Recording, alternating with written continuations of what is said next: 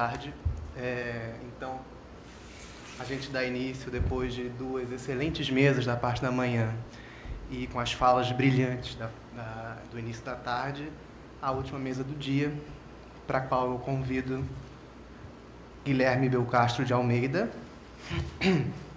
com o trabalho Entre Fantasmas, a interpretação em Pedro Páramo, de Juan Rulfo, Thaís dos Santos Siqueira Lima, com o trabalho Fendas na Muralha, representações da mulher em Kafka.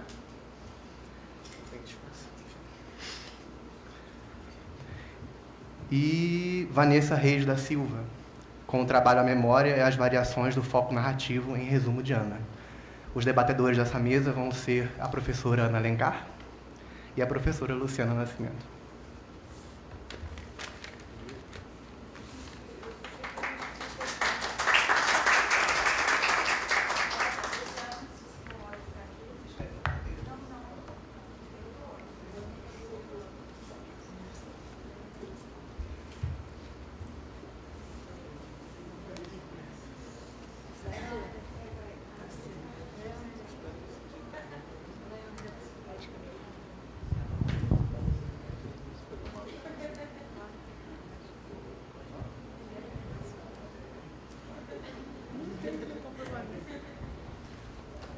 Vamos lá. Você, bendito fruto. Não, toma aqui. Pode ficar com essa.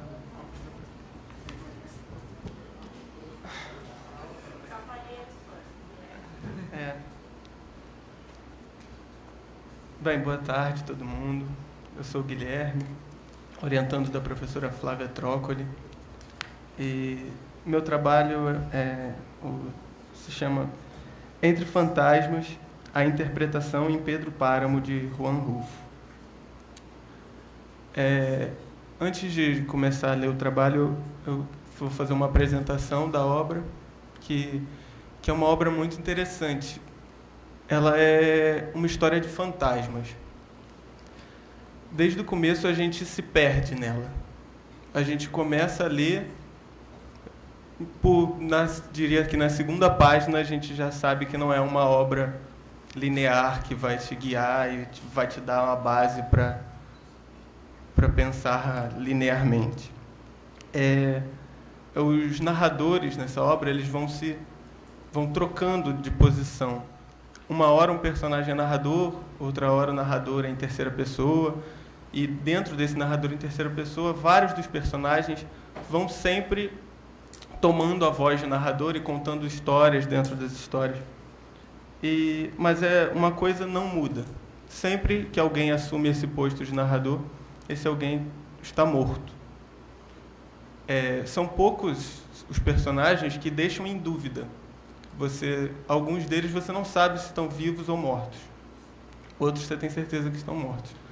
E sempre que você tem dúvida, ele não assume essa posição de narrador. Mas eu vou explicar isso melhor durante o trabalho. Eu vou começar citando um trecho que começa assim. Da página 58, mais ou menos na metade do romance. Pensei em voltar. Senti lá no alto o caminho por onde tinha vindo, como uma ferida aberta no negror das colinas.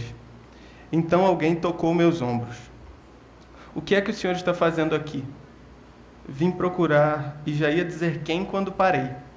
Vim buscar meu pai. E por que não entra? Entrei. Era uma casa com metade do teto derrubado, as telhas no chão, o teto no chão, e na outra metade um homem e uma mulher. Vocês não estão mortos? Perguntei a eles. E a mulher sorriu. O homem me olhou seriamente. Está bêbado, disse o homem. Só está assustado, disse a mulher. Havia uma lamparina de querosene. Havia uma cama de palha seca e uma cadeira de vime, e assento de couro onde estavam as roupas dela. Porque ela estava pelada, do jeito que Deus a botou no mundo, e ele também. Ouvimos alguém que gemia e dava cabeçadas na nossa porta, e lá estava o Senhor. O que aconteceu?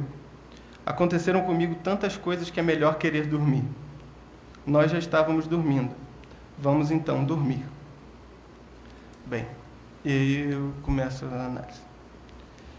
Depois de circular pelo povoado de Comala, guiado pelas palavras dos mortos, Juan Preciado parece ter encontrado alguém que ainda está vivo. Sua pergunta, vocês não estão mortos? É a de quem já não sabe mais a diferença entre um vivo e um morto, e a resposta obtida é vaga, deixando em aberto a questão. Ainda assim, há nesse casal uma materialidade que não existe nos demais guias de Juan Preciado. A maneira de descrever esse ambiente e esses personagens é mais específica que as anteriores, ainda que a secura descrita seja muito clara. É importante ressaltar que, por mais que seja um trecho muito cru, a narração, a descrição é pouca, ele ainda tem mais descrição do que os outros lugares que ele encontra. É um trecho que ele fala do ambiente muito mais do que os outros. E dos personagens. Os personagens são nus, eles têm essa característica bem marcante, né? Bem, me perdi rapidinho. Além disso, é nesse trecho que aparece a segunda menção no romance a algum tipo de toque. Antes, somente nas primeiras páginas há nessa referência, quando é dito que as mãos de Juan Preciado tiveram trabalho para se safarem de suas mãos mortas, das mãos da mãe dele. Quando, no começo do romance, ela induz a busca dele, ela diz: vá buscar seu pai e cobre caro o esquecimento em que ele nos deixou.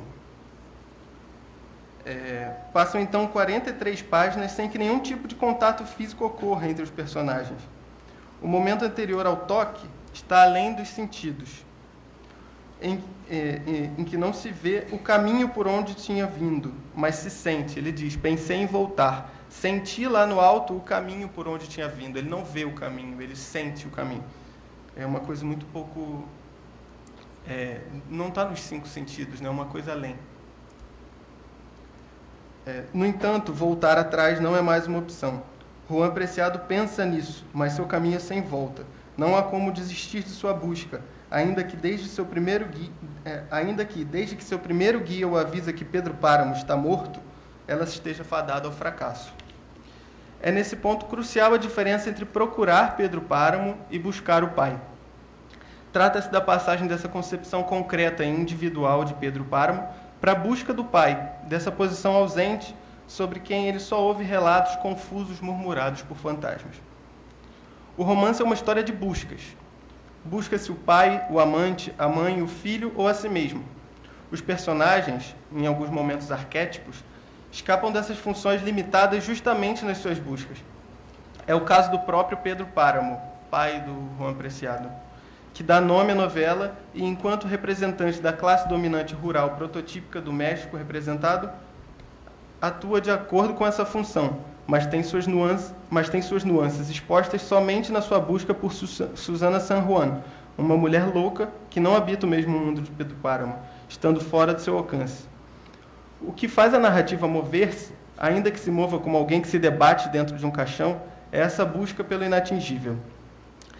Nesse caso que acabo de citar como exemplo, é a morte de Susana que encaminha a morte de Comala, o povoado controlado por Pedro Páramo.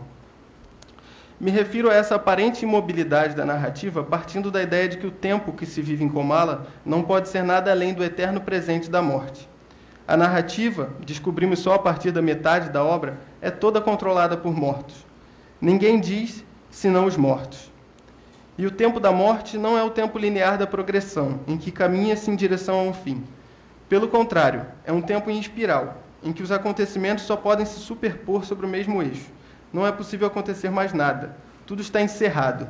E uso essa palavra na ambiguidade que ela pode ter no espanhol, que pode significar finalizado ou fechado, enclausurado. Não é possível se deslocar dessa espiral. Só se pode dar uma volta a mais e outra volta e mais outra. E nesse tempo, a maneira de contar também é distinta da maneira que se adequa à linearidade cronológica. É por isso que, como ressalta Carlos Fuentes, uma frase começada na página 27 só é retomada na página 36, ficando tudo que é narrado nesse intermédio em mais uma volta da espiral, sem que seja preciso marcar essa mudança na narração. Nesse sentido, as buscas que não terminam em vida só podem ser revividas, sem nunca encontrar-se o fim. Pedro Páramo só pode recontar seus suspiros por Susana e Juan Preciado não pode fazer outra coisa senão contar sua busca. E isso também pode ser visto quanto aos demais personagens. O que temos em mão, portanto, são relatos de buscas inacabadas, interrompidas, que são abandonadas pela intervenção da morte. O eterno presente é, então, uma maneira cíclica de se ver o tempo. É o tempo cíclico do mito, como ressalta Carlos Fuentes em Rulfo, El Tiempo del Mito. A narrativa, dessa forma, não tematiza o mito, não o traz de fora. Pelo contrário, em Rulfo, o mito é assimilado à estrutura da narrativa. Essa maneira mítica de contar é ressaltada por Rama e por Carpentier, em seu prólogo ao Reino desse Mundo, quando diz que o maravilhoso da literatura hispano-americana é necessariamente diferente do maravilhoso europeu. Ele diz que não se trata do encontro fortuito entre um guarda-chuva e uma máquina de costura, fazendo referência às imagens surrealistas e vanguardistas de maneira geral, mas sim de uma maneira de pensar em que o maravilhoso é o modo de ver o mundo, sem que haja o deslocamento inerente ao dadaísmo ou ao surrealismo, por exemplo. Gabriel Garcia Marques eleva isso à máxima expressão em 100 Anos de Solidão, em que os eventos maravilhosos não precisam ser explicados nem causam choque algum.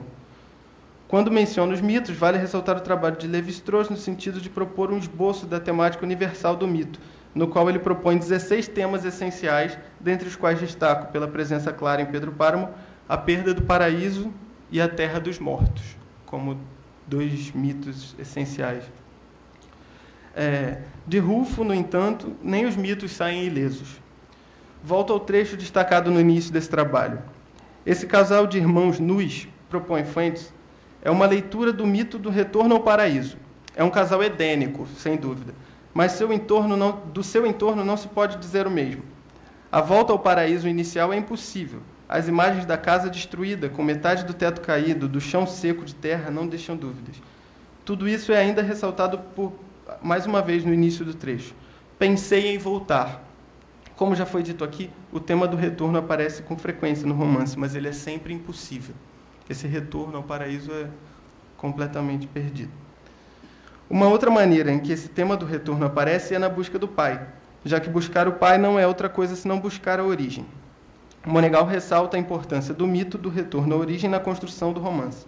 Os personagens estão sempre nesse movimento em direção ao passado, em busca de si ou do outro. Isso fica mais claro se voltarmos a lembrar que a busca de Juan Preciado, que dá início ao romance, não pode ter outro fim que não o fracasso. Abúndio, seu primeiro guia e meio-irmão, já diz nas primeiras páginas: Pedro Páramo morreu faz muitos anos. Assim, o retorno não é para cobrar o esquecimento em que foram deixados, como lhe pede sua mãe. Pedro Páramo já havia pago, com a morte do seu único filho a quem amava, com a loucura e a indiferença da mulher a quem amou e com a própria morte. Ele morre assassinado por um de seus filhos bastardos, o tropeiro Abúndio, que, ébrio, o esfaqueia o pai em um momento de loucura. A busca pelo pai, quando esse já está morto, se torna a busca pela morte. E a morte aqui não se pode pensar como o fim e o silêncio. Pelo contrário, como já foi dito, no romance, o pré-requisito para se tornar narrador é estar morto.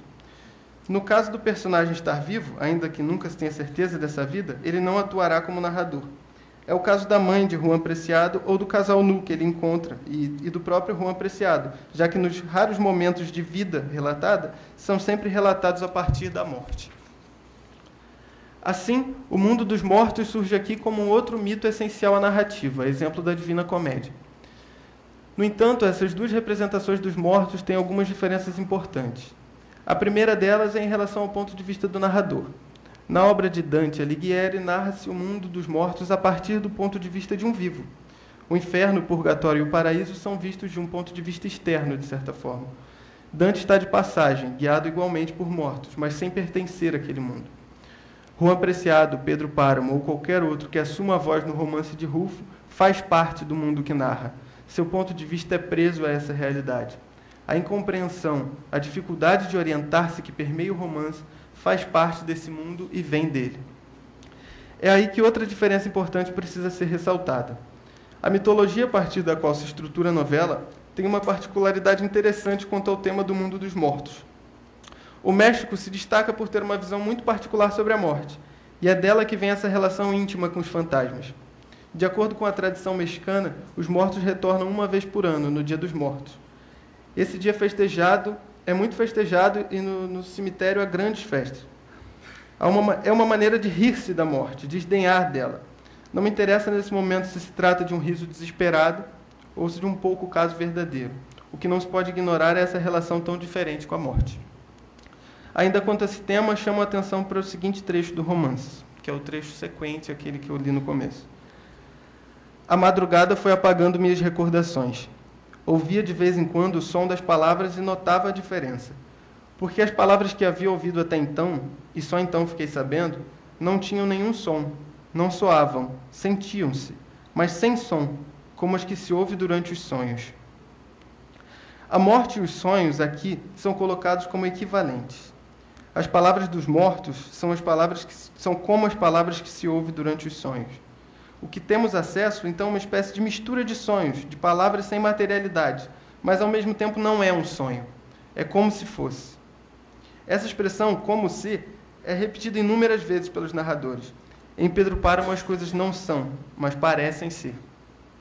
Assim, a literariedade do relato fica em evidência. Não se trata de um relato de sonho ou até do relato da morte. É como se o narrador dissesse: se isso que eu quero dizer pudesse ser dito, seria dessa forma. Isso, de alguma forma, vai de encontro ao que Freud propõe na sua interpretação dos sonhos. Ao desenvolver seu método de estudo do sonho, Freud diz que nada pode ser ignorado. Até mesmo o mais ínfimo detalhe pode significar. A partir do relato mais livre, distante das amarras da razão, o psicanalista pode trabalhar com seu bisturi, fazendo cortes precisos no discurso e trazendo à tona questões que poderiam passar despercebidas. A adaptação dessa técnica à literatura deve-se escrevi errado aqui, ao trabalho dos surrealistas com a escrita automática. André Breton, por exemplo, diz ter escrito Nádia a partir dessa técnica de produção inspirada. Rulfo, no entanto, nega essa técnica e toma o bisturi para si. Sua escrita, apesar de nada realista, é meticulosa, trabalhada. Ele próprio nunca fez questão de dizer o contrário. A profusão desses como-seis em Pedro Páramo mostra que a interpretação já vem de dentro do romance. Pertencente ao mundo dos mortos, os narradores interpretam esse mundo e constroem visões diferentes dele. Visões, por vezes, míticas da morte, do tempo ou das origens. Ou até visões pragmáticas e racionais da história, como nos momentos em que a guerra chega a comá-lo. Os personagens, principalmente Pedro Páramo, atravessam as fronteiras entre essas visões do mundo, transitam entre a visão racional e a mitologia. Só isso. Obrigado.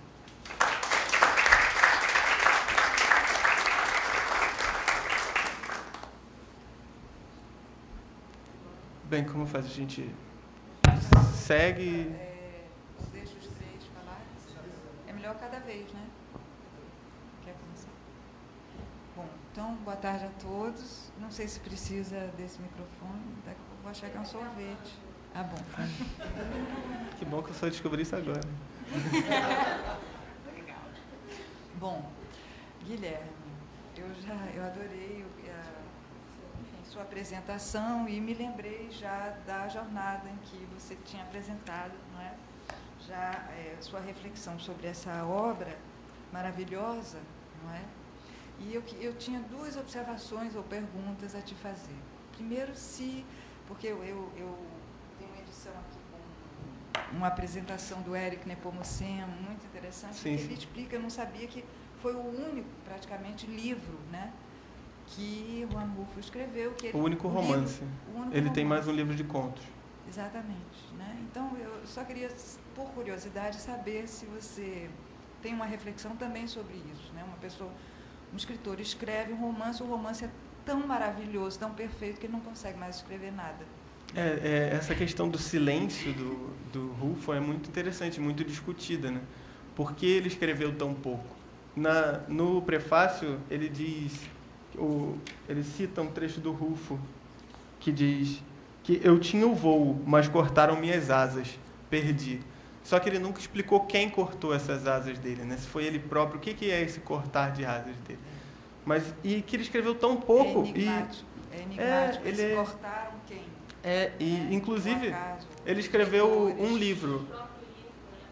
É o que eu conversei com a Flávia lá no início. Sim. Ele escreveu um livro, e não foi um livro como Em Busca do Tempo Perdido. Isso, exatamente.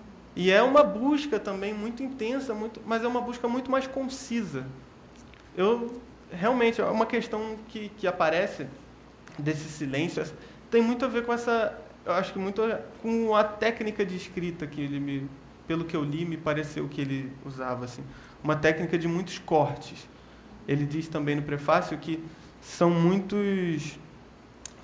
Os manuscritos do Rufo eram gigantes, eram todos rabiscados, todos cortados, que ele trabalhava muito o texto assim, nunca estava bom o suficiente. Então, dizem que também quando ele morreu foram encontrados muitos trechos, mas trechos sem começo e sem fim, trechos que ele escrevia, e ele chegou a dizer que ia publicar algumas outras coisas, mas abandonou. Para escrever? Não sei. Parece que não são muitos. Com quantos anos ele publicou? Deixa eu ver se tem a data. Fascina, né? Essa ideia de um autor, de uma obra-prima só. É. Né? Você escreve obra e é tão maravilhosa, tão perfeita, que você não consegue mais escrever. Ele viveu bastante até depois de ter escrito. Não foi uma obra sofrendo muito por essas asas cortadas. Exatamente. Por ele próprio, talvez. Ele parece que foi isso. Ele disse o que ele tinha que dizer. E a gente, exatamente, imagina perfeitamente sempre os leitores e os críticos esperando a outra obra para começar a dizer... Fazer relações. Não é tão boa, exatamente. E é isso um pouco cortar as asas, né? É o medo de não corresponder. Exatamente, àquilo que foi escrito. E a segunda observação muito rápida, né? Você falou justamente que esse livro é um livro de busca. Você falou do retorno, do fantasma, do narrador como fantasma. Na jornada a gente até tinha emitido a ideia de que todo narrador não seria da ordem de algum fantasma, né? E eu queria saber se, justamente em psicanálise, tem essa ideia do trabalho do luto, né? E Derrida é um autor que chega a dizer que qualquer escrita, qualquer trabalho que seja, é da ordem de um trabalho do luto. Não fosse só pela gestão do que leva a escrever aquele livro, né? Quando você termina um livro, você realmente fez o luto daquela parte da sua vida, ou daquelas anotações, ou daquela obsessão teórica que há. Aquele trabalho. Isso. Você dá ele por encerrado. Então, eu queria saber se também você tem... enfim, afinal, só os mortos falam? Por quê, né? Quer dizer, claro que essa pergunta é ridícula, mas, enfim... Será que tem a ver com o trabalho do luto? Lacan diz, só há pai bom, il n'y a de bon père que de père mort, né? O bom pai é o pai morto. Por quê? Porque justamente você pode fazer o luto daquele pai e conseguir ficar para você com a lei que ele representava. Então, é um pouco em torno dessa morte do pai, do bom, do mal e do trabalho. Eu acho que tem... Os dois personagens principais desse livro são o Juan Preciado e o Pedro Páramo. O Pedro Páramo que dá nome à narrativa e é pai do Juan Preciado. Um pai meio, não exatamente bastardo, mas antes do Pedro Páramo, do Juan Preciado nascer, a mãe dele vai embora da cidade. Então, eu não dei muita atenção, mas esse começo do livro, essa busca a que ele se coloca, a mãe dele introduz ele, vai atrás de seu pai e cobre o esquecimento que ele nos deixou. E a partir do momento que ele, chegando na cidade, descobre que o pai está morto há muitos anos, eu acho que não pode ser outra coisa senão um trabalho de luto, porque ele não está mais procurando o pai dele, o pai físico dele. Ele não pode cobrar mais nada. A cidade, que era uma cidade muito próspera, que ela diz que cheirava mel, é uma cidade que ele diz, a minha mãe deve ter se enganado. Não pode ser aqui, Comala não pode ser aqui.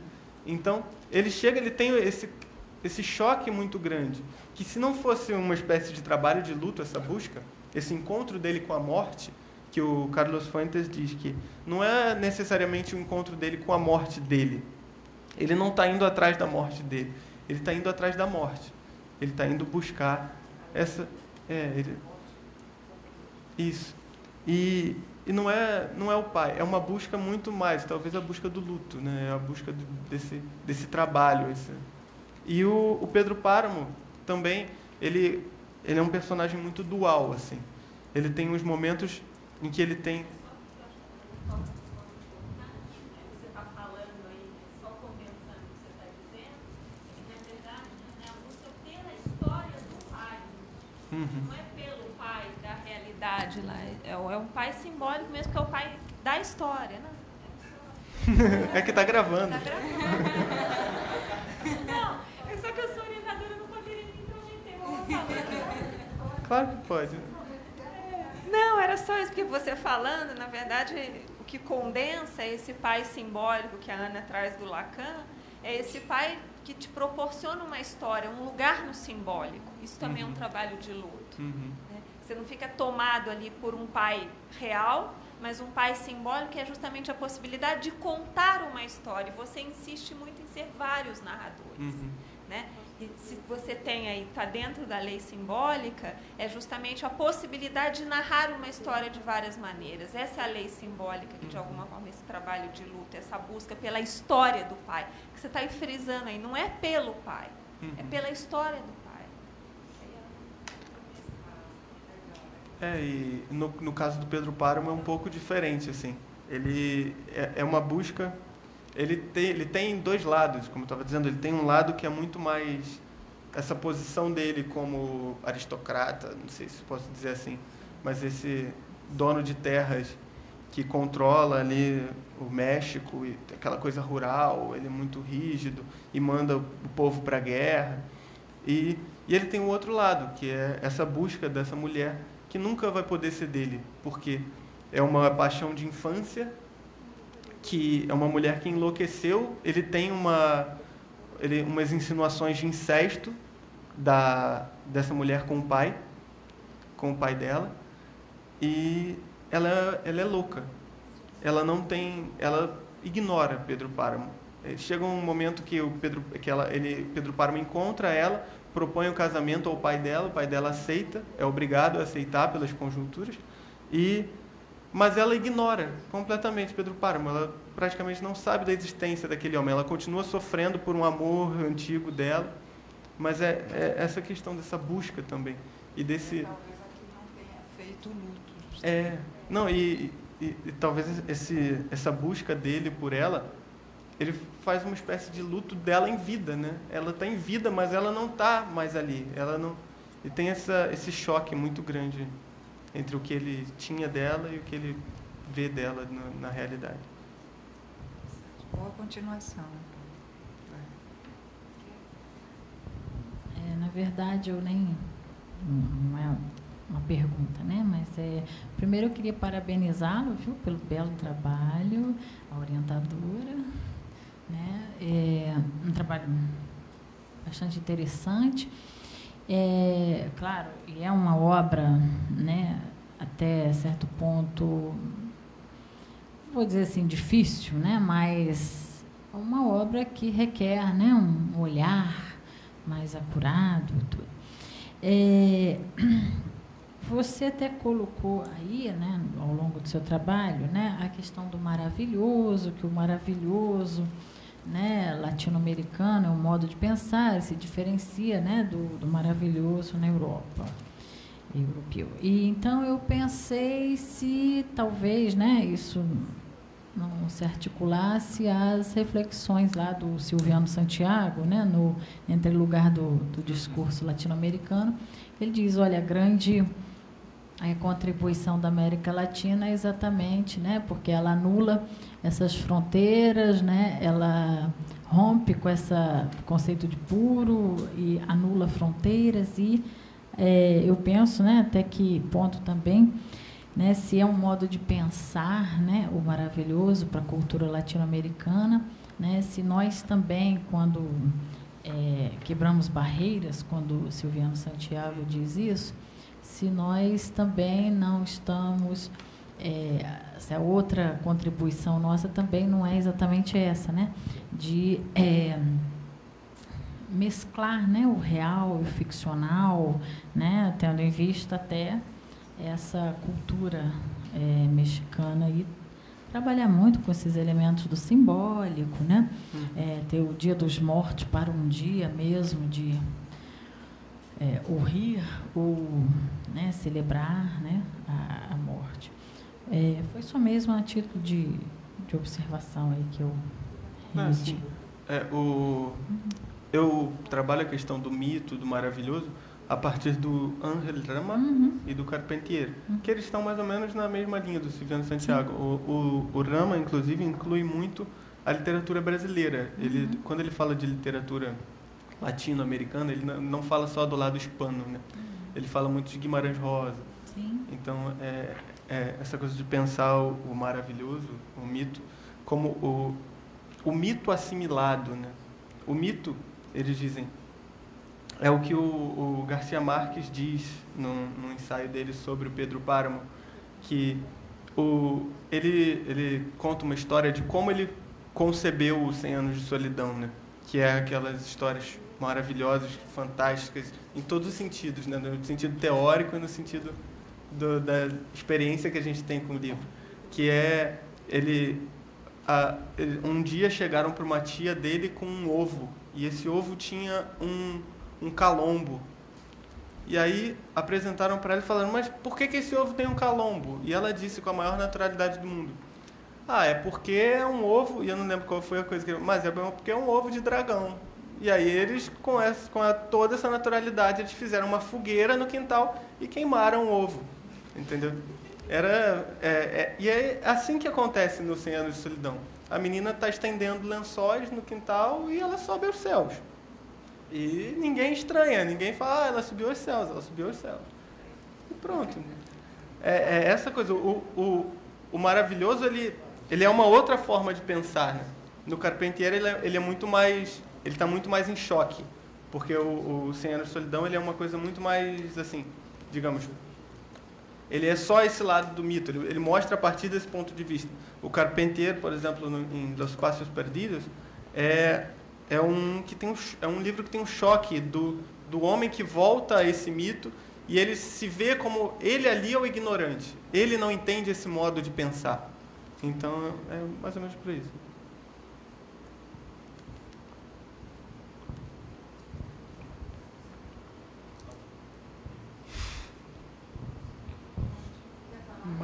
Mais alguém que perguntou alguma coisa para o Guilherme? Marlon.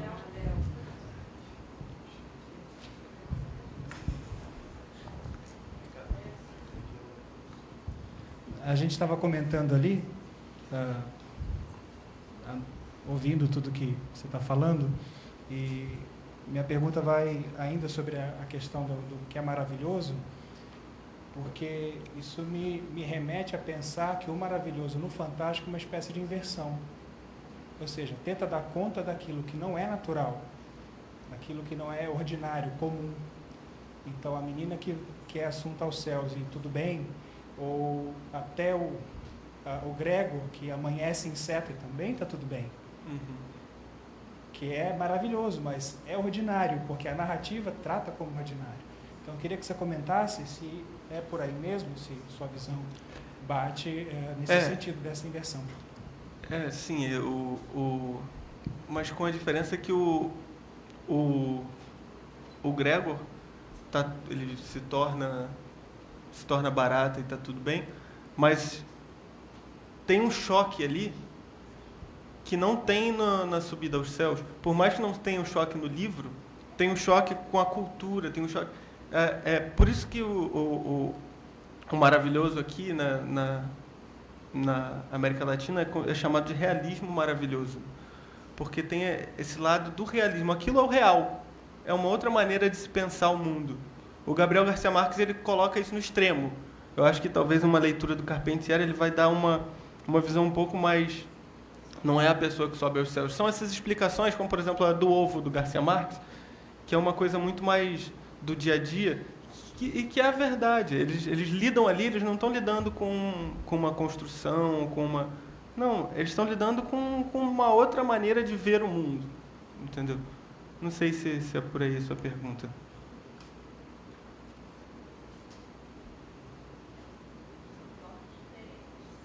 Sabia que o Marlon queria. Não é nada demais, acho que dá pra falar. Mas eu também fico pensando nessa pergunta. Mas eu me sinto mais à vontade em falar quando é assim de amigos do que quando é de outras pessoas. Mas eu fico pensando que essa questão do maravilhoso e do fantástico é uma coisa que parece que está muito presente quando você tem um contexto social muito complicado. E o Pedro Páramo, ele, de certa forma, ele está dialogando com a Revolução Mexicana. Então, eu acho que essa é uma possível saída para todos esses problemas, para todas essas questões, para não fazer uma coisa direta, né? Mas uma coisa ao avesso, talvez, não sei. Eu penso nisso.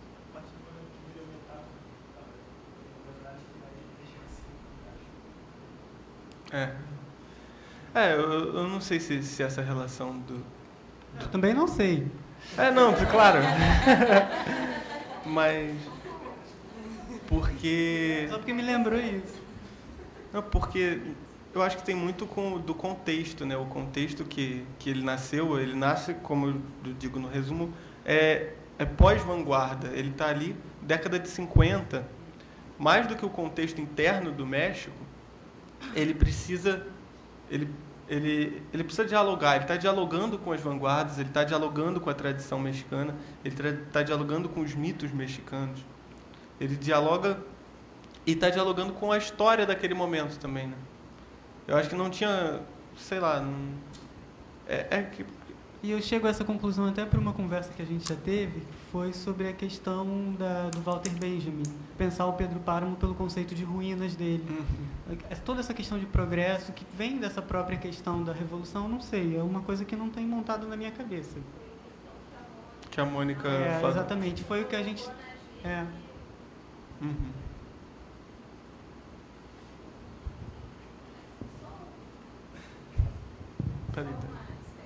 De advertência, que eu acho que também a gente pode cair na categoria de maravilhoso ou de fantástico. Né? Existe uma espécie de fantástico no Kafka, que tem uma função muito diferente no Gabriel Garcia Marques, por exemplo. Né? Então, que isso não vire uma categoria em que a gente enquadre, mas pelo contrário, né? Construa isso a partir mesmo da leitura cerrada do texto. Porque me parece, né, Léo, que é de ordem completamente diferente. Qualquer evento dentro de 100 anos de solidão e dentro da obra do Kafka. O efeito é outro, né? O efeito é outro, a função narrativa é outra. Eu acho que tem que ter muito cuidado para isso não virar uma categoria, né, que a gente ali, que o Proust vai dizer, né, às vezes a teoria transforma a coisa no produto, na etiqueta, né? Então a cada texto, a cada narrativa, ou a cada momento de uma narrativa poder depreender isso, sem virar só a etiqueta de preço, né? O Proust fala, você já vem com a teoria pronta, é como a gente ganhar um presente com preço, né? Então é só um alerta aí para...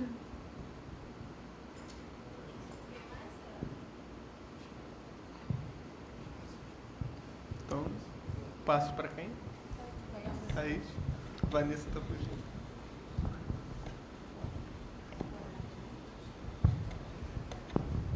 Boa tarde ainda. Boa tarde, meu nome é Thaís Lima, também sou orientanda da professora Flávia Trócoli. O título do meu trabalho é Fendas na Muralha, Representações da Mulher em Kafka, e essa reflexão é baseada na leitura do processo. Bom, uma fenda na muralha que separa o estranho do resto do mundo. Assim, Gunther Anders interpreta a representação das personagens femininas em Kafka. Então, o que seria uma fenda na muralha? Antes de propormos uma interpretação para a formulação do crítico, convido-os a refletirem comigo acerca do papel de uma fenda numa muralha.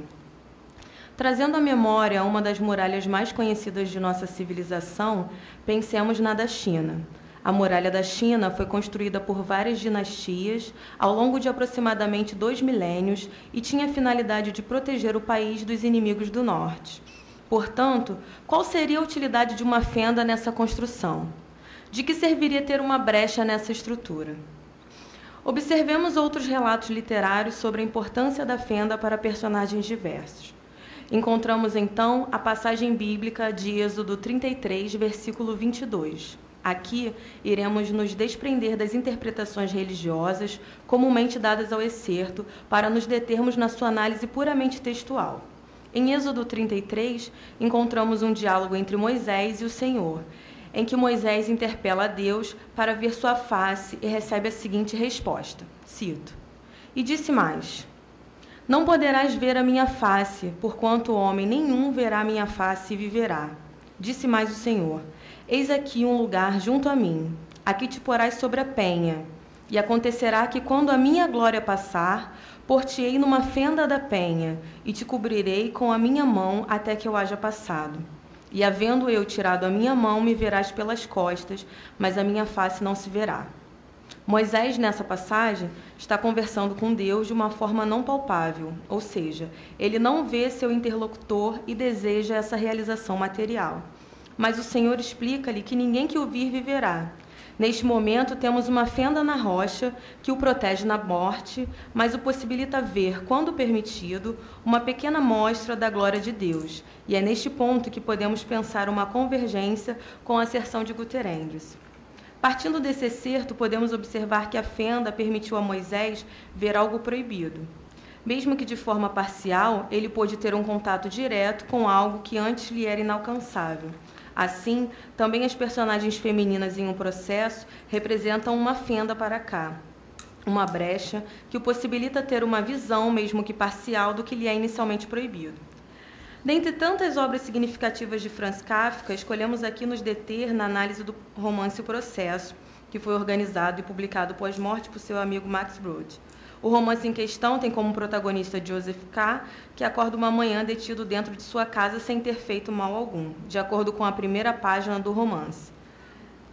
Estamos utilizando aqui, nesse caso, a tradução de Modesto Carone. Segundo o Modesto Carone, alguns especialistas sustentam que o pretexto imediato para a elaboração de O Processo foi a dissolução do primeiro noivado do escritor com Felice Bauer em julho de 1914, iniciando seus escritos em agosto desse ano. Mas o que temos de concreto é que o romance não está terminado e seus capítulos foram separados sem ordem definida, o que gera uma discussão acerca da organização inicial por Brod. Agora que temos um norte para a proposição de fenda, precisamos desvendar o que no romance em questão representa a muralha que separa o personagem do resto do mundo, pois de nada adianta nos entender o significado da fenda se não compreendermos em que contexto ela está inserida. Aqui nos debruçaremos sobre a questão judicial, interpretando que a muralha é o processo judicial a que cá está sendo submetido. Como já citado anteriormente, a muralha da China demorou cerca de 2 milênios para ser construída. E se perpassarmos por todo o nosso romance, veremos que a questão judicial, que se torna o centro, será construída também durante o passar do tempo. Assim, a muralha que separa Joseph K., inicialmente inofensiva, foi ganhando proporções monumentais e sufocando sutilmente o nosso protagonista até separá-lo do resto do mundo, como bem declara Guter Andrews. Não é nossa pretensão traçar uma linha de desenvolvimento do perfil psicológico da personagem para corroborar esse sufocamento anteriormente referido, mas transcrevo 2 excertos de fala de Joseph K. que ilustram essa mudança na curva psicológica de nosso protagonista. O primeiro está no capítulo 2, cito. Estes são os autos do processo do juiz de instrução, disse e deixou cair sobre a mesa. Continue tranquilamente a ler, senhor juiz de instrução. Desse livro de acusações, eu na realidade não tenho medo, embora ele seja inacessível a mim, pois só posso apanhá-lo com 2 dedos e não tomá-lo na mão. Essa fala logo no início do livro, no capítulo 2, que cá vai a um inquérito, mas ele não está ligando muito para o processo nesse momento. A próxima encontra-se no capítulo 8, cito. Mas isso não pode me satisfazer, uma vez que agora o processo, literalmente em segredo, se aproxima cada vez mais da minha pele. A partir desses excertos, podemos fortalecer nossa interpretação de que a muralha são os autos judiciais. Entretanto, como as mulheres representariam uma fenda nessa muralha? Como poderiam ajudá-lo a perceber o que está do outro lado da rocha, assim como aconteceu com Moisés na passagem descrita anteriormente? Selecionamos 2 personagens do romance que nos dão indícios linguísticos de que a tese de Guter Andrews é verdadeira, senhorita Bussner e Lene. Analisando uma cena entre K e a senhorita Bussner, observamos que a sua importância é falsamente pequena. Como K, no início do romance, não tem ainda totalmente desenvolvida a muralha a seu redor, não dá muita importância ao discurso feito pela moça, mas ele já nos dá indícios de uma passagem para algo que Joseph não teria acesso. Esse encontro é logo no início do livro, que ele é levado ao quarto dela e ele vai explicar a ela o que aconteceu, mas ele também não dá muita importância ao que ela diz a ele, que ela pode ajudá-lo, ele não dá muita importância ao discurso dela. Mas esse discurso dela já nos possibilita observar que algo mais à frente pode acontecer. Bom, algo, porém, levantado pelo crítico, que aqui não foi colocado como principal elemento de análise, é o fato de, no romance em questão, sexo equivaler à compaixão. Essa constatação é feita por ele com base na cena entre o nosso protagonista e a personagem Lene, que, sem explicações prévias, chegam ao ato sexual. Mas há uma linha tênue para a interpretação desta cena, e aqui propomos que Lene seria uma ponte ao desconhecido, uma fenda que permite ver o que não é possível, e por isso teria o encanto de proporcionar a K, mesmo que em forma de promessas, ver um pedaço da glória escondida do outro lado da muralha, conseguindo assim dominar quem antes era o dominador. Para corroborar esta alegação, transcrevo uma fala de Lene, do capítulo 6, que produz toda essa sedução da promessa. Cito: "Revelaria coisas demais se eu dissesse", respondeu Lene. "Por favor, não pergunte nomes, mas corrija os seus erros. Não seja mais tão inflexível. Contra esse tribunal, não é possível se defender. É preciso fazer uma confissão. Na próxima oportunidade, faça essa confissão. Só aí existe a possibilidade de escapar. Só aí. No entanto, mesmo isso não é possível sem ajuda externa. Mas não precisa se angustiar por causa dessa ajuda. Eu mesma vou providenciá-la." A fala acima transcrita faz parte de um diálogo entre K e Lene que se dá no escritório do advogado, sem o consentimento do mesmo. Assim como o primeiro encontro entre a personagem Bussner e K, ocorre no quarto da moça, um local que era inicialmente inacessível aos homens. Estes encontros, que acontecem em locais inicialmente proibidos a K, nos confirmam a proposição de que as mulheres representadas neste romance proporcionam ao protagonista alcançar o inalcançável, ver, mesmo que parcialmente, algo que ele não conseguiria sozinho, sem que lhe proporcionasse danos maiores. Penetrar esses lugares, originariamente inalcançáveis, traz uma observação de si próprio, de seu processo, de seus interlocutores, que talvez em outro lugar não lhe fizessem extrair a mesma percepção dos fatos. Como dito anteriormente, o diálogo inicial entre K e a senhorita Bussner produz uma falsa sensação de que ela seria uma personagem de importância menor para a nossa observação da interpretação de Fenda. Porém, sua última cena tem importância crucial para o destino de nosso protagonista, que está sendo levado para sua execução e empenhado a não facilitar a vida de seus executores. Mas o despontar de uma moça, que K interpreta como sendo a senhorita Bussner, o faz mudar bruscamente de postura perante o seu fim. Cito. Citarei agora a passagem que faz ele mudar de postura. Nesse momento, emergiu diante deles, na praça, por uma pequena escada, vinda de uma rua situada em nível mais baixo, a senhorita Bussner. Não havia plena certeza se era ela. Sem dúvida, a semelhança era muito grande. K, porém, não estava nada interessado em saber se era de fato a senhorita Bussner. Apenas a irrelevância da sua resistência veio logo à sua consciência. De acordo com Michel Levy, o protagonista só percebe a inutilidade de sua resistência depois de uma misteriosa e longínqua aparição de sua vizinha, mudando radicalmente seu comportamento perante os carrascos, colocando-se, cito Levy, de modo complacente e em perfeito acordo com os objetivos deles. Neste momento, segundo Levy, K parece querer colaborar ativamente em sua punição, e isso só ocorre após ele ver ou projetar em alguma mulher a imagem de sua vizinha. O que fortalece ser primordial o papel das mulheres no romance em análise. Podemos conjecturar que, no momento acima representado, K tenha se lembrado de todas as falas carregadas de promessas oferecidas pelas mulheres em questão, de todas as possibilidades que ele poderia ter e recusou. Promessas essas que não mudaram o destino final de nosso protagonista, mas nos apresentam uma nova linha de pensamento para a interpretação do romance. Obrigada.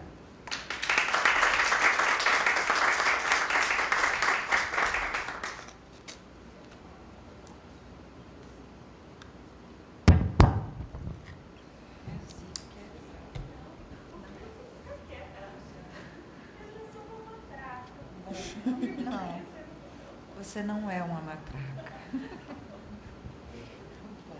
Está gravando aqui. Está gravado. Thaís, gostei muito do seu trabalho e eu teria tanta coisa para falar que eu não sei por onde começar, mas vou ser breve. Primeira sugestão, você leu A Muralha da China? Não. Então, nem eu. Então, a primeira sugestão é que, evidentemente, essa frase do Gunther Anders teria a ver, mesmo que não tenha nenhuma mulher no conto A Muralha da China, que é um conto longo, com A Muralha da China. Então, ler a jato, né? Urgente. E a segunda observação, que é uma pergunta, uma observação, não sei, mas, enfim, bom, eu leio Kafka há muitos anos, já sonhei que era Milena, eu digo isso sempre aos meus alunos, a tradutora, noiva de Kafka. Então, bom, a gente sabe a relação que o homem, a gente sabe. A gente leu a correspondência, o diário de Kafka e sabe a relação que o homem Kafka teve com as mulheres, uma relação de sedução e de retração, porque, dizendo muito rápido, né, assumir compromisso de pai, de família com as mulheres, ou com uma mulher, porque ele não podia ter um harém, infelizmente, seria muito, enfim, ia complicar demais a vida dele, que mal conseguia escrever, né, trabalhando como ele trabalhava. Então, no processo, o que a gente vê é que essa mademoiselle lá, como é o nome dela? A senhorita Busner. Exatamente. Ele tem medo que a polícia esteja atrás dele porque a vizinha trabalha à noite. Não, tem essa ideia também das mulheres que, como você diz, prometem, mas enganam, não é? Ele faz amor com a vizinha que é prostituta, mas não é por convicção, é por falta do que fazer, é porque ele quer ficar bem com a vizinha, ele não tem nenhuma convicção. Não é? No Castelo, eu acho que as mulheres ficam mais animadinhas, até. Mas é horrível o que eu vou dizer, mas eu queria que você explicasse de novo essa frase de efeito no começo da sua apresentação. As mulheres são uma fenda que permitem ver através da muralha? Gunther Anders diz que é uma fenda na muralha. No caso, a muralha separa Joseph K., que é o estranho, do resto do mundo. E as mulheres são uma fenda nessa muralha. As mulheres não são a muralha. Aí eu interpreto que a muralha, no processo, são os autos judiciais. Então, Gunther Anders diz que uma fenda na muralha que separa o estranho do resto do mundo. Isso mesmo, é assim a interpretação. Enfim, é isso, eu acho que tem que ver, porque eu acho que nem as mulheres se salvam. É isso que eu queria dizer. Na minha leitura de Kafka, as mulheres, elas, inclusive, Max Brod censurou os diários de Kafka. E Philippe Solers restituiu, não é, o diário nessa revista Infini. Ele colocou em francês os trechos censurados. E é muito interessante ver, porque todos os trechos censurados pelo amigo de Kafka dizem respeito às mulheres e à sexualidade. E uma das frases que me chamou muita atenção é essa. Kafka escreve no diário: eu passava diante do bordel como diante da casa da mulher amada. Então, é evidente que né? Enfim, não sei nem o que dizer depois dessa frase. Eu passava diante do bordel como diante da casa da mulher amada. Por favor, alguém completar aí. Só para completar com a pergunta da Ana, meio que concordando com ela e discordando ao mesmo tempo, assim, acho que a Ana chama atenção para um ponto importante, que existe uma perversidade nas mulheres kafkianas, especialmente nas mulheres do processo, né? Elas são muito ambíguas. Mas deixando bem claro essa perversidade, essa ambiguidade delas, isso não impede que elas sejam elementos, né, de prazer e desse olhar na muralha, o que talvez quer dizer, não é só o bem que redime, né? Elas não teriam que ser santas para permitir que alguma coisa passasse. Mas, de qualquer maneira, acho que talvez faltasse na sua fala essa consciência da ambiguidade desses personagens femininos, que são perversamente, como quase tudo em Kafka, bastante cruel. Também elas estão entre uma personagem que é prostituta mesmo, que nem a vizinha dela, ou a camareira do advogado, né? E entre uma figura quase materna, assim, né? Protetora, não sei o que. Que eu acho que é o que é difícil, assim, claro que eu não sei, Thaís, eu assumo isso como sua orientadora, mas eu acho que é justamente o ponto difícil de articulação seja pegar essa ambiguidade, essa perversidade e ainda assim elas serem a fenda na muralha. Que é justamente assim, por que por uma via de uma perversidade, aí tem um jogo que você pega aí, que você parece que vai ser o rumo, pelo que você me disse outro dia no corredor da tua pesquisa, que é a questão do dominador e do dominado, e a gente pode pensar essa perversão que vocês estão dizendo por aí, né? Ser o sujeito e objeto numa certa cena, a gente pode pensar a perversão regida pelo jogo entre essas duas posições, e que como que essa cena, de alguma forma, na lógica da fenda, dá acesso ao impossível, acesso barrando o impossível, que é o processo. É isso que é difícil de formalizar, eu acho que está um pouco na fala do Ricardo e da Ana, não sei também.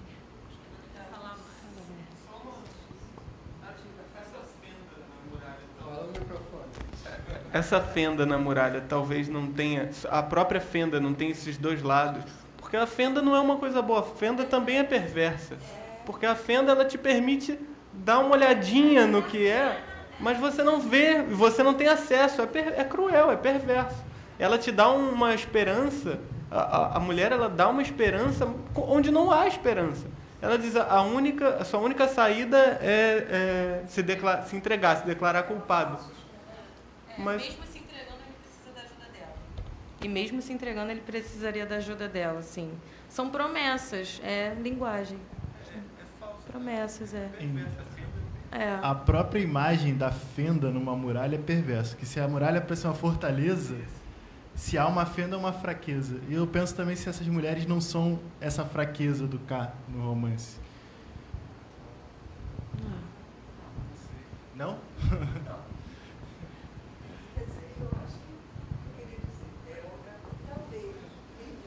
Eu respondi não, assim, brincando até. Porque, agora pensando em outros, no veredito, na própria metamorfose, justamente tem essa irmã, né? Ou seja, uma mulher jovem, com corpo adolescente, sempre olhando a paisagem, o rio ensolarado, brilhando, e é como se depois da morte do personagem, né, a vida continua esplendorosa com a juventude. A irmã é a promessa de casamento, de uma continuidade da vida que foi de. O corpo dela estava pronto para o casamento. É uma promessa. Não termina no casamento, é uma promessa. E são inúmeros contos que terminam com essa imagem. Pelo menos o veredito e a metamorfose, né?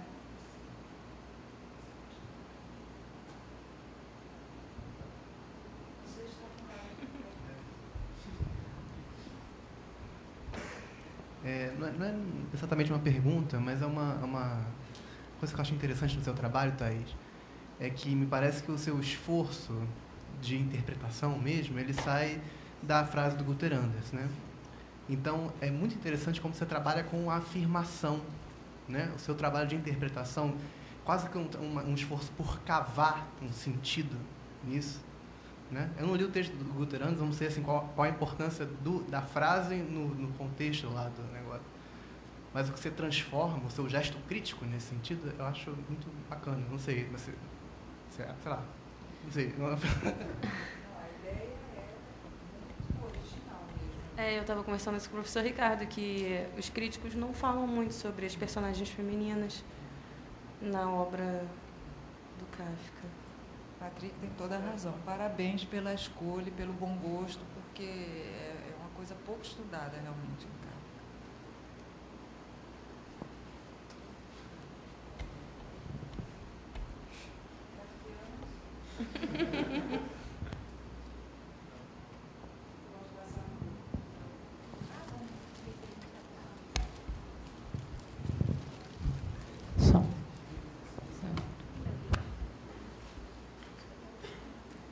Ainda é tarde. Boa tarde, meu nome é Vanessa Reis, também sou orientanda da professora Flávia Trócoli. A minha pesquisa é sobre a memória e o foco narrativo em resumo de Ana, de Modesto Carone.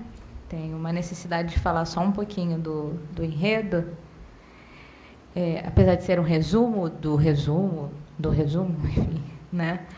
O título é bem propício à obra, né? É um resumo realmente da vida de Ana e também do filho dessa mulher, Ciro. O livro tem 2 partes, né? E nessa primeira parte,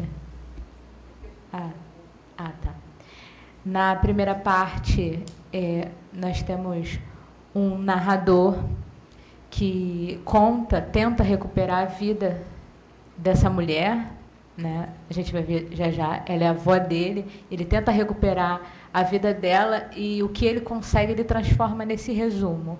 Não tem muito o que se dizer sobre a sua infância, sua adolescente, sua vida adulta, sua morte, acabou a história, mais ou menos assim.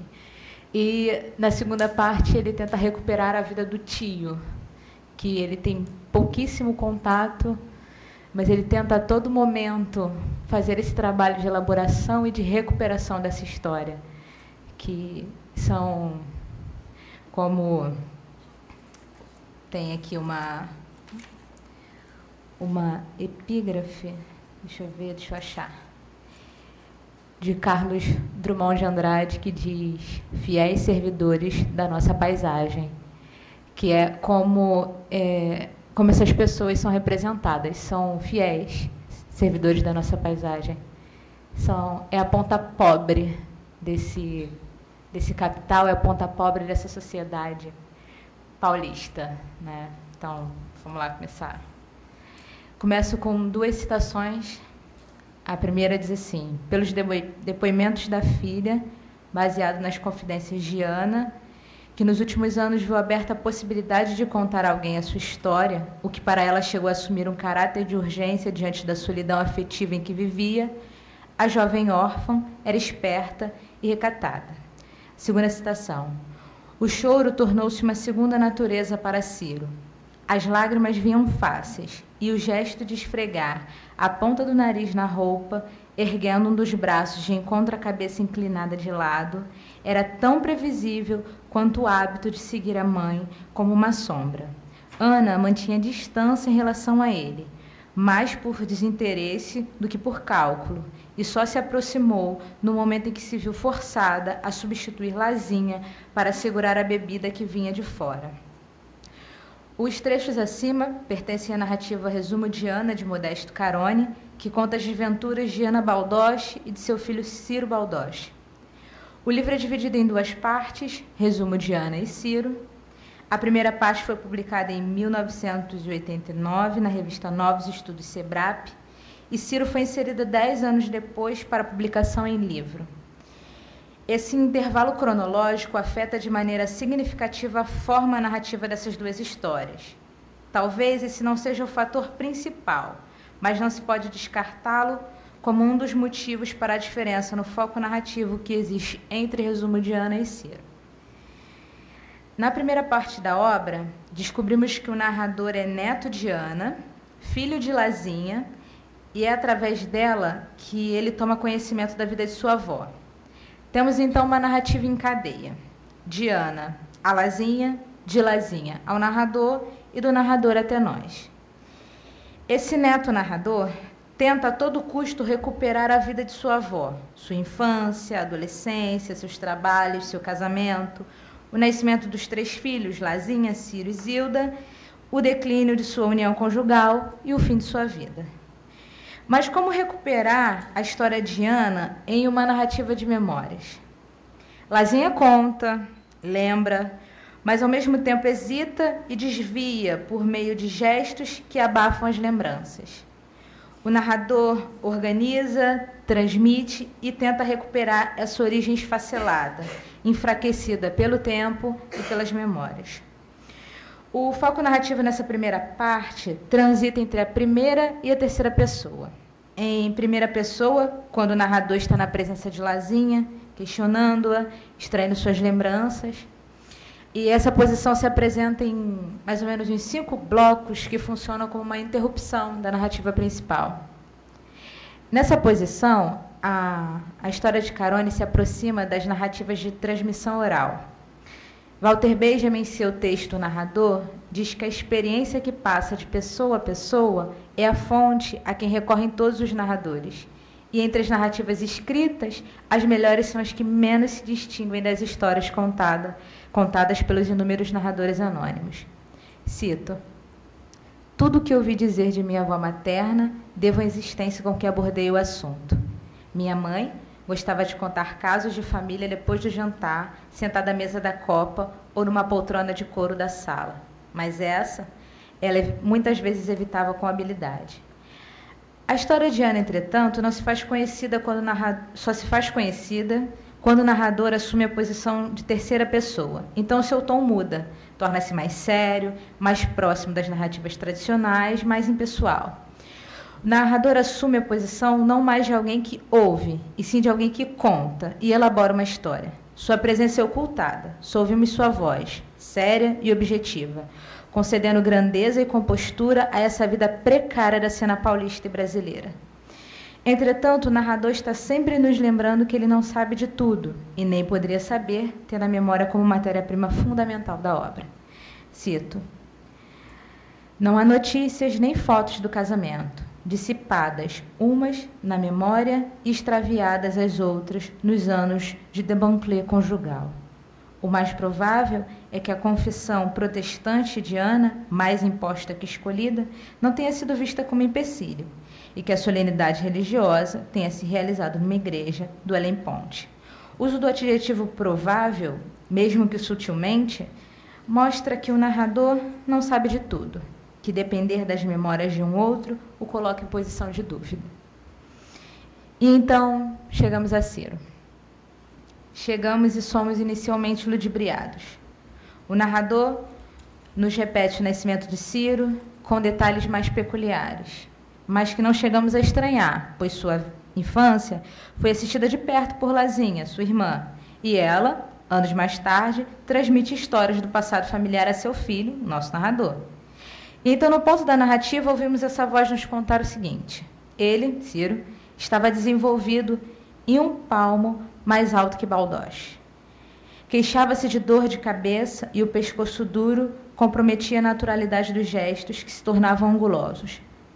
Ao fim de uma jornada sem descanso, emudecia e chorava sem fazer ruído, apertando os lábios recortados por uma linha branca sobre a qual já aparecia o buço. Se algum incidente ou anedota o divertiam, o riso se irradiava pelas maçãs do rosto rosado, fazendo a pele tremer até alcançar a curvatura do queixo. Mas a alteração da fisionomia não durava muito e os olhos redondos ficavam distantes do que estava acontecendo. Quantos detalhes! Quanta precisão para o narrador de uma obra de cunho memorialístico. Quem adentra na segunda parte do livro, acreditando estar na continuidade de Resumo de Ana, se frustra. Esse narrador assume uma posição totalmente diferenciada. E por quê? Bem, o narrador em Resumo de Ana recebe de Lazinha a história de Ana. Entretanto, em Ciro, este mesmo narrador tem de catar as histórias do tio. Ele precisa tomar essa história para si, e uma vez de posse dela, ele se permite acrescentar, retirar, criar, inventar. Se esse resumo fosse documental, tal recurso não poderia ser utilizado, mas estamos diante de um resumo ficcional, no qual o narrador se coloca na tarefa ética de não permitir que essa história seja esquecida, pois ele, como intelectual, toma para si a tarefa de elaborar essas histórias destinadas ao esquecimento. Esse narrador tem o papel de juntar os rastros, como um trapeiro, de os reunir em forma de um resumo bem composto, bem elaborado. Em seu texto A Vida dos Homens Infames, Foucault afirma que as vidas destinadas a passar por baixo de qualquer discurso e a desaparecer sem nunca terem sido faladas, só puderam deixar rastros, breves, incisivos, com frequências enigmáticos, a partir do momento de seu contato com o poder. O narrador de Resumo de Ana tem o mesmo desafio de Rodrigo S.M. em A Hora da Estrela: falar sobre essas vidas diminuídas que não poderiam dizer de si mesmo. Macabeia, Ana e Ciro. O que eles poderiam dizer de si mesmo? Ana conta a Lazinha. Ciro, em seus encontros com o sobrinho narrador, fala sobre sua vida. Mas o que eles elaboram? O que eles de fato contam? O que nosso narrador consegue, de alguma forma, aprender? O que temos de Ana são memórias de Lazinha, transformadas em discurso pelo nosso narrador. Tudo o que ouvi dizer de minha avó materna, devo à insistência com que abordei o assunto. O que nos resta de Ciro são notícias, e o narrador deixa isso claro. As notícias que eu tinha dele, Ciro, chegavam através de Lazinha e de alguns parentes próximos. Outra citação: na realidade, só ficavam sabendo dele quando o encontravam na rua ou tomavam conhecimento de seus males através de Anita ou de algumas sobrinhas que encontrasse por acaso. Só permanecem restos, rastros, notícias, forçando esse narrador a assumir uma posição diferente da vista anteriormente em Resumo de Ana. Não há dúvida de que estamos diante de uma narrativa de memórias, mas em Ciro, pouco dessa memória pertence ao narrador, ou menos ainda a seu tio. Só há restos, e a partir daí a construção fica por conta do narrador. Para finalizar, deixo um trecho da obra: um encontro entre Ciro e o narrador, um episódio familiar e memorialístico, exemplar disso que estava destinado ao esquecimento e que, pela pena do escritor, ainda resiste agora. As disputas entre os jogadores também atraíam, e se o ritmo das apostas aumentavam, as gorjetas cresciam. Ciro as embolsava levantando o avental branco sobre a calça de listras, e foi numa dessas vezes que ele me viu na porta do bar, espiando uma partida pela fresta do biombo.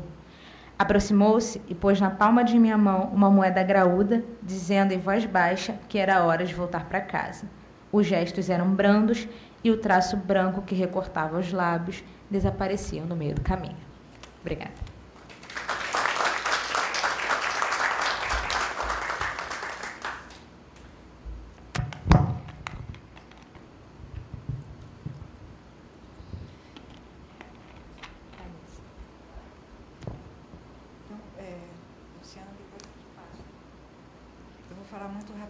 Porque eu não li esse livro, apesar de ter comprado para ler antes de vir aqui, mas não consegui ter tempo de ler. Mas como eu gosto muito do Modesto Carone, justamente por ele ser um grande tradutor, eu estou querendo ler esse livro. E o que eu queria te sugerir, eu achei interessante tudo que você disse, é exatamente a leitura de um dos maiores teóricos da narrativa, que é o Gérard Genette. Já ouviu falar, né? Então, ele, não somente nós vamos talvez publicar 2 livros dele, Figuras 2, Figuras 3, que vão sair, mas já tem no Brasil Discurso da Narrativa. Quer dizer, tem em português, de Portugal, pela editora Lisboa, Discurso da Narrativa. E, justamente, o que Gérard Genette faz é separar a diegese, ou seja, a diegese é a história lógico, viu, Vanessa? Lógico-temporal, ou seja, os fatos da narração, do discurso. E justamente mostrando que a sofisticação de uma obra literária tem a ver exatamente com esse seu objeto de estudo, ou seja, com essa, digamos assim, com a alternância, né, com a alteração da sequência narrativa, por conta do que se intercalam, né, os não ditos, os segredos de família.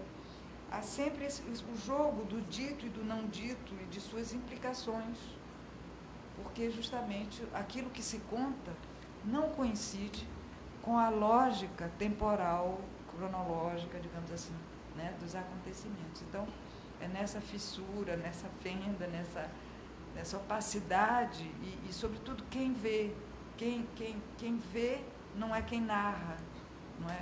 Então, o Jeanette, você pode procurar também no Dicionário de Teoria da Narrativa do Carlos Reis e Ana Lopes, que já tem no Brasil na Martins Fundos, todos os prolepes, analepes, metalepes, enfim, depois eu não vou detalhar aqui, mas se você quiser, eu traduzi o Jeanette, por isso que eu sei bastante de teoria da narrativa. Não, muito bom. Tá? Mas, enfim, eu acho absolutamente todo Proust, né? Flávia, que estuda tanto Proust, se você não entendeu o que está em jogo, né, nessa visão prismática, numa frase você coloca milhares de pontos de vista. Né? Então, Em Busca do Tempo Perdido é isso também, não deixar passar os fatos, mas recondensar, né, toda uma miríade, digamos assim, de pessoas e de opiniões em torno de um fato. Enfim, eu disse isso muito mal, mas não, ser inteligente. Eu queria te parabenizar pelo belo trabalho e, bom, de modo geral, assim, se nós pensarmos, o Modesto Carone, ele é mais realmente conhecido como tradutor, né? Essa faceta dele ficcional vamos dizer, uma parte da obra dele menos conhecida, né? Só tem livros de contos, essa é uma novela, acabou. Pois é. Então, é a parte menos conhecida de fato, ele é conhecido mesmo como um tradutor. E quando você mencionou aí, eu fiz aqui são umas observações que eu fiquei aqui pensando, né? Há uma obra de cunho memorialístico, eu penso, você afirma isso ou você coloca isso entre aspas? Eu afirmo. Porque o que eu vinha pensando exatamente, que como o que sobram são os restos, né? E como a memória é seletiva, fragmentada, né, fraturada, talvez esses restos são, de fato, a matéria-prima, né, dessa memória aí. Então, que talvez ele até coloque aí uma memória às avessas, né, em termos de obra de cunho memorialístico, né, até porque ele não se alimenta, né, de uma memória linear, né, mas são idas e vindas. Mas foi só uma observação, né? Não sei, talvez eu colocaria obra de cunho memorialística entre aspas. Obra de cunho memorialística, quando ela afirma, entre aspas, tendo em vista que não, né, ele rompe até com esse memorialismo tradicional, vamos dizer assim, né?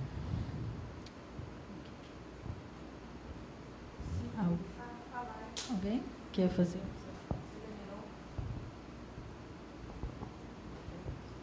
Eu acho interessante assim no trabalho dos três, que foi justamente quando eu estava montando as mesas, que ambos não, né, os três.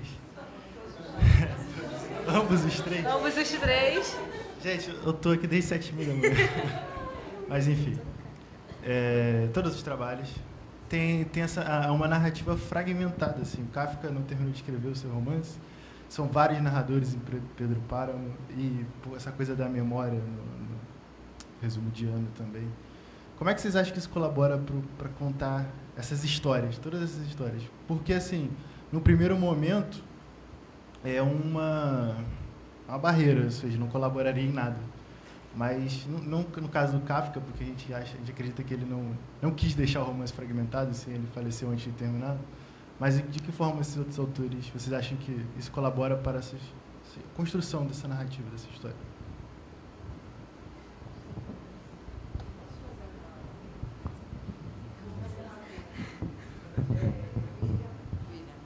Eu acho que Kafka não teve como não deixar a obra dele fragmentada e inacabada. Ele não é que ele não quis, toda a obra dele é completamente espalhada. Ele repete as coisas no diário, na correspondência, entende? Então não é isso, mas não é uma escolha. Mas não é uma escolha dele.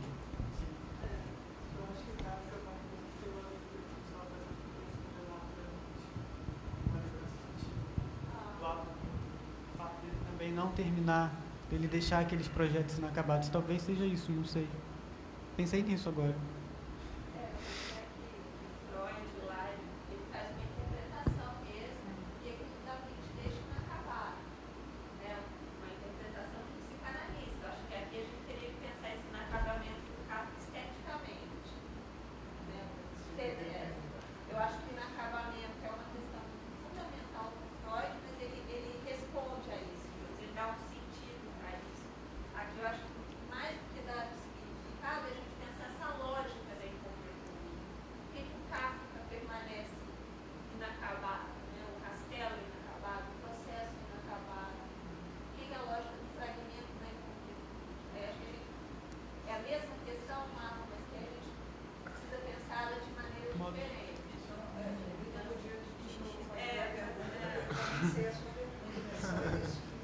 Então, de que forma esses romances que são fragmentados em sua estrutura, de que forma esses fragmentos colaboram para a narrativa? Por exemplo, porque são todas narrativas.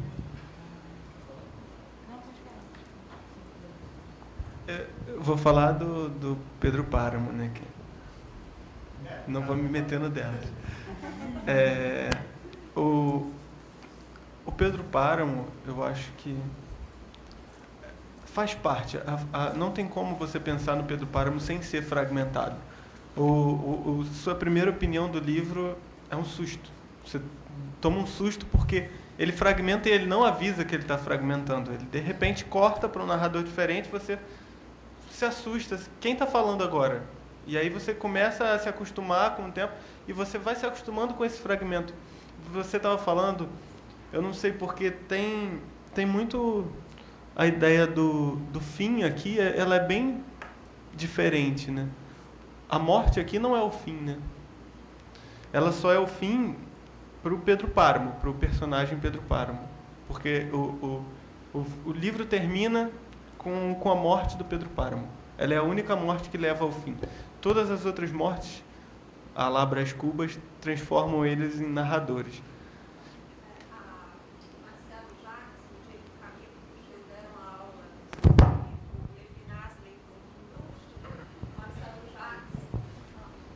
Marcelo Jacques, justamente no final, destacou esse aspecto no Proust, Guilherme, que o Proust, a morte da Albertine não é um fechamento para nada, ele é uma abertura para uma outra leitura, para aquilo que de luto desencadeia no Marcel, que não é um fim. Foi o aspecto que o Marcelo Jacques destacou, que eu acho que foi muito bem destacado. Assim, ele coloca uma questão importantíssima, que a morte ali na Albertine Disparis não é um fim, não é um fechamento, é uma abertura para outra coisa. Aqui até mais, né? Porque não é o fim nem da própria pessoa. É o começo da é o começo. A narrativa só começa porque houve a morte de todos os personagens, né? As mortes são narradas. O pai do Pedro Páramo morre e a morte dele está narrada. O filho vários filhos do Pedro Páramo morrem e as mortes são narradas. E eles são narradores, então eu acho que a fragmentação tem muito disso, assim. Não é o fim. Eu não sei se eu acho que essa estrutura fragmentada tem muito dessa mudança de ideia do fim, entendeu? William, eu sei que você não fez a pergunta para mim, mas digamos, quando o Guilherme te diz, né, não é só o fragmento, ele não é algo que você recorre, é a própria forma, né? Eu acho que a gente pode entender essa forma fragmentada, que é a forma da modernidade, a partir tanto da morte de Deus quanto da morte do autor. Não há nada que vá garantir, né, para nós modernos, algo que pareça com algo de uma totalidade ou de um fechamento, né? A Bettina colocou isso muito bem, né, na questão lá da máquina do mundo. Ao Drummond não interessa a totalidade. Não é com essa lógica que a gente moderno opera, né? Não há um sentido final, não há justamente, a metafísica, recuperando a Daniela Levinas, né, ela é desconstruída, uma outra ontologia em jogo, que não é uma teleologia de fim, origem e fim, então você não consegue fazer uma lógica de algo total. Né? A morte do autor lá do Barthes tem a ver com fragmento. Tem a ver com que é uma forma, não é algo que você recorre, é a única forma possível. Nem a morte totaliza, né? Não. Nem não. Deus, nem o autor, nem a morte. A morte não totaliza.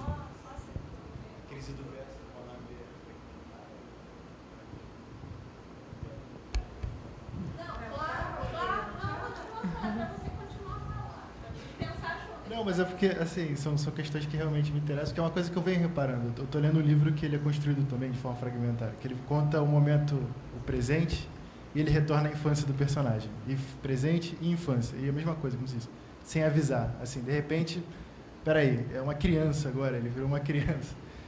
Mas é uma coisa da modernidade mesmo, eu acho interessante. Por isso que é interessante observar que esses três romances têm isso.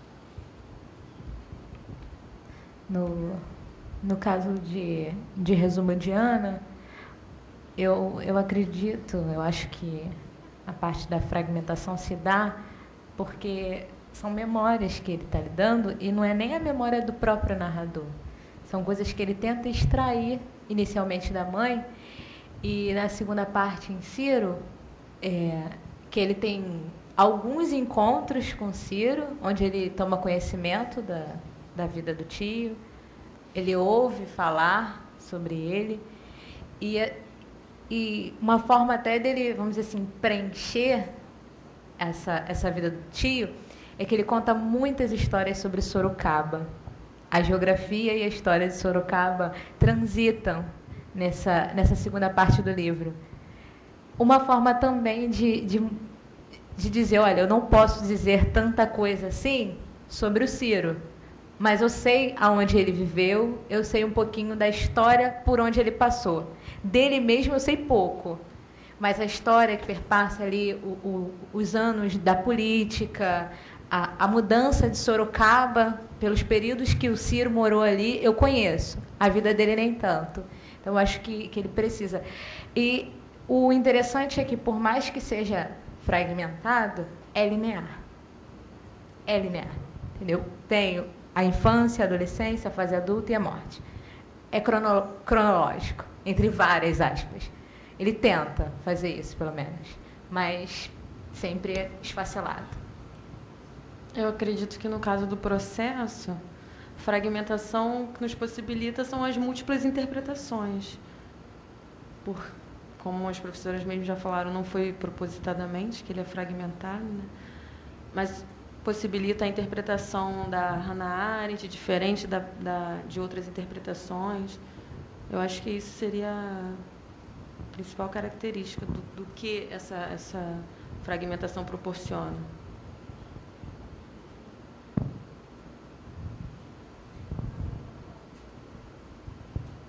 Mais alguém? Vou fazer alguma pergunta?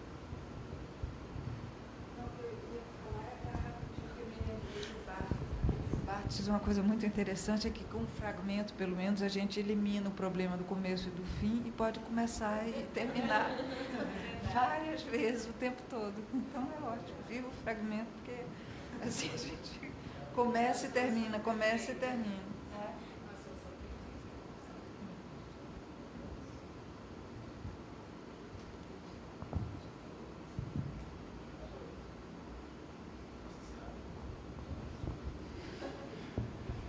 Então, obrigado aos participantes da mesa, obrigado aos debatedores, aos professores que estiveram aqui, obrigado às pessoas que assistiram, que nos acompanharam o dia todo. Encerramos esse primeiro dia de Claro Enigma, terça-feira que vem estaremos aí de novo. Muito obrigado.